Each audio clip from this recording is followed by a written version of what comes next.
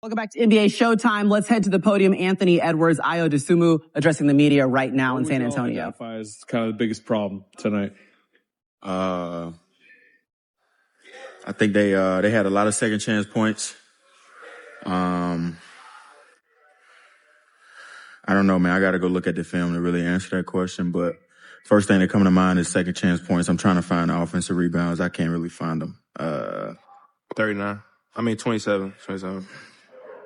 How many rebounds we had? No, they had 11. They had 11 offensive rebounds. We had 10 offensive rebounds, so it's kind of even, but I think they converted on theirs more than we did. And it's been a couple games now in a row with slow starts to the game. You guys have kind of been digging out of a hole at the start. What do you think has been going on just at the start? I mean, tonight, some of the stuff that Wemby was doing, you don't really have too much of an answer for it. Just kind of hope he misses. But he came out hot. He made a bunch of shots.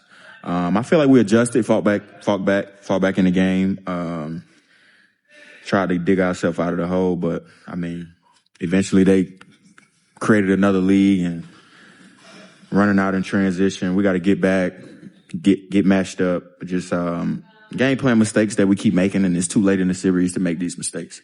Is it like going under guys on screens? Is it transition defense? It's a little bit of everything. It's a little bit of everything. Not knowing the game plan, executing on offense. Like we know they're gonna come out and be physical defensively. We know how to go against that, and then us defensively, we know our coverage is what we're supposed to be doing when they're in pick and roll. And I think we're just not doing it enough. You guys fought back to tie the score in the third quarter, and then I think they outscored you 30-12 from that moment on. Where do you think that got off the rails for you guys? What maybe one or two things that happened there? Like Ann said, I think a lot of it has to do with game plan mistakes. Just when you in a tight series like this, and 2-2 game on the road, any momentum, they feed off of that.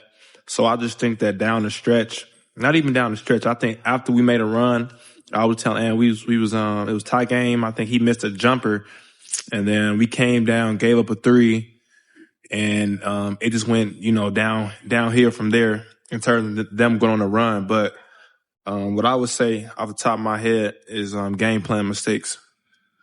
Anthony, you've played, I think, 40, and 39 the last three games. You're about to get a 2-day break. How welcome is that within this series? I'm so happy. Yeah, I'm ready to get 2 days. I mean, it's not going to really be a break, but it's going to be 2 days. I'm excited for it. So do you feel like the overall belief level, obviously you're down 3-2, you would have to come back here in a 7, but that you guys can kind of still climb out of this? Yeah, I don't see nobody in the locker room that's too worried. At the end of the day, man, it's another basketball game. So you come out, put your boots on, and get ready to go to war. Yes. Is there a challenge to the game plan disciplines you guys are talking about in a road environment that's maybe a little more difficult? Whether it's the crowd noise affecting communication or things like that makes it maybe a little more difficult than maybe at home?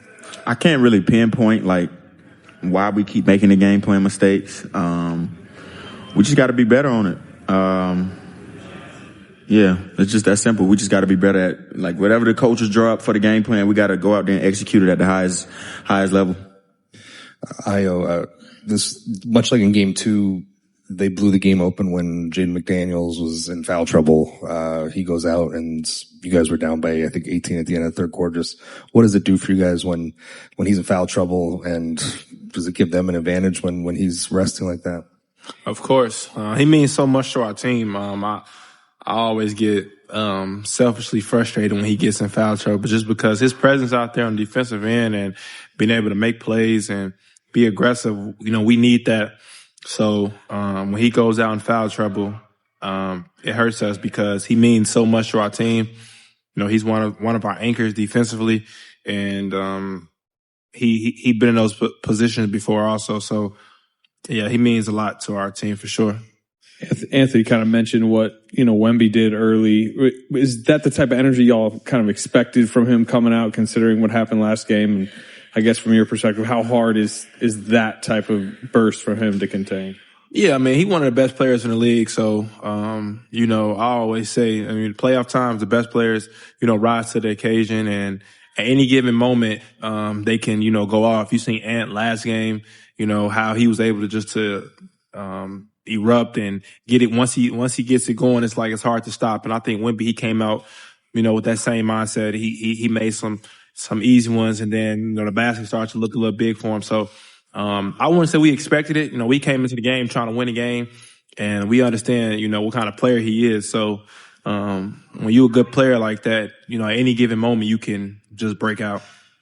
Ant, 2 years ago, you were in this same situation. You lost Game 5 to Denver. You came back and won the series. What do you maybe draw from that experience? And how did you guys, looking back on it, kind of refocus, backs against the wall, and come back and get that series?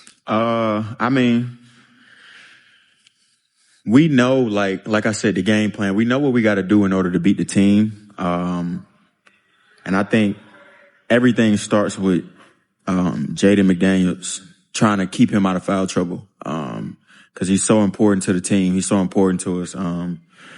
It hurts everybody when he gets in foul trouble. And some tough calls being made out there against him, man. So it's not too much we can say, but yeah, we try to avoid him getting in foul trouble, and if we can do that, we give ourselves a great chance to win the ball game. Awesome. Thanks, guys. So Jaden McDaniels had 5 fouls, 17 points in this one.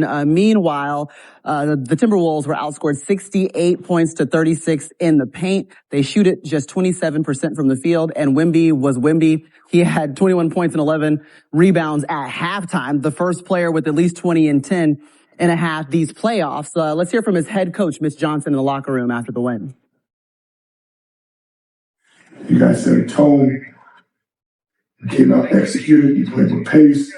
The communication was phenomenal, especially early on.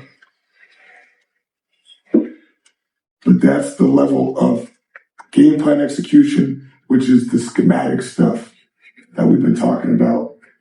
And then that's the level of the togetherness on the thematic stuff. The communication, the passing, the trust in your teammate, along with whatever the nuances of that we're giving you guys for game plan execution. That's how you put it together. That's how you walk down a series when you continue to play the same team over and over and over. And they know what we're doing and we know it. They know what we're doing and we know what they're doing. Because that's a high-level performance you guys should feel good about. All right, 2 second-round series have wrapped up, but we've got 2 more still going. Tomorrow night on ESPN, it'll be Game 5 between the Cavs and the Pistons. Then Friday, a doubleheader of Game 6s that'll happen on Prime. The Pistons visit Cleveland, where the Cavs are a perfect 6-0 so far this postseason. And the Spurs will head back to Minnesota, looking to close out the series against the Timberwolves. By the way, this evening, the Philadelphia 76ers announced they had parted ways with team president Daryl Morey after 6 seasons in charge of the organization. The former Warriors GM Bob Myers, who serves as president of Harris Blitzer Sports and Entertainment, will lead the process of hiring Morey's replacement. Now, the 76ers reached the playoffs 5 times in 6 seasons under Morey, but failed to advance past the second round of the playoffs, which included a sweep at the hands of the Knicks this season in the conference semifinals. Now, Philly hasn't made the conference finals since 2001. That's the 3rd longest active drought in the NBA. I guess the process is dead. That was just me. Meanwhile, Wemby is still rising, okay? The Spurs playing well. They take the 3-2 lead against the Timberwolves. The statement has been made.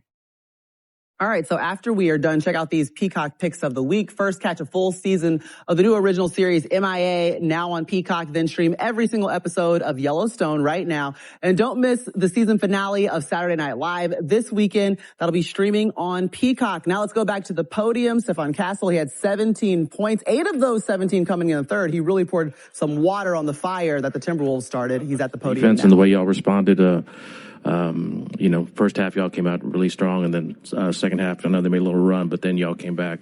Just talk about the way y'all were able to still be physical in that game. I feel like to start the game, we knew it was going to be physical. So just making that a point of emphasis and trying to keep them off the offensive glass. I feel like we started the game off well, and that's where our runs came from. But obviously they're a good team. They're going to go on their own run. So, just try not to hang our head, when that does happen, and be able to respond and spark another run for ourselves.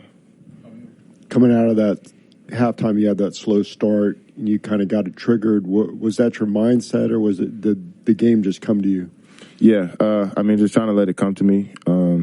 Not really trying to force any shots, trying to take the shots that, were the right ones and that were there for me. When I was able to draw two and kick out, we had a lot of success. So, eventually they're going to have to start fanning back out, and that's when the paint opened up most for us. Steph, as the series has gone along, as much as there is talk about playoff basketball and this is the way it is and whatnot, specifically in this series, have you gotten a little bit more used to the way the officials are calling this game, or does it seem like it still varies game to game? I don't know. We knew with everything that happened in the last 48 hours that they were going to call it, pretty tight, especially early on in the game. So, that's just the thing you have to work through game through game. Because, if you're not physical with them, I said it before, they have a lot of guys that can score in ISOs and play one-on-one. So, in order to get stops and be able to contest with them, you have to be physical. But, just trying to play smart, see how the ref is calling it. Yeah, Steph, Coach was saying that, you guys might have gotten, Devin at shoot-around said that you guys might need upset Vic tonight to, make a statement. Coach said he might have called him mature Vic instead. Which version do you feel that you guys got tonight, and just how important was he, coming back and adding him back into the lineup? I feel like we got the Vic that you've seen all year. I think his maturity level was off the charts. He played smart, didn't really foul much, took the shots that were there for him. So, when he's playing like that, playing aggressive with everything that he brings for us defensively, I feel like we're pretty hard to beat. So, I think just where his mindset has been at, the last 48 hours. I know he wanted to finish game 4, but, not letting that get to him and come out and play like that, I feel like it was a big reason why we won.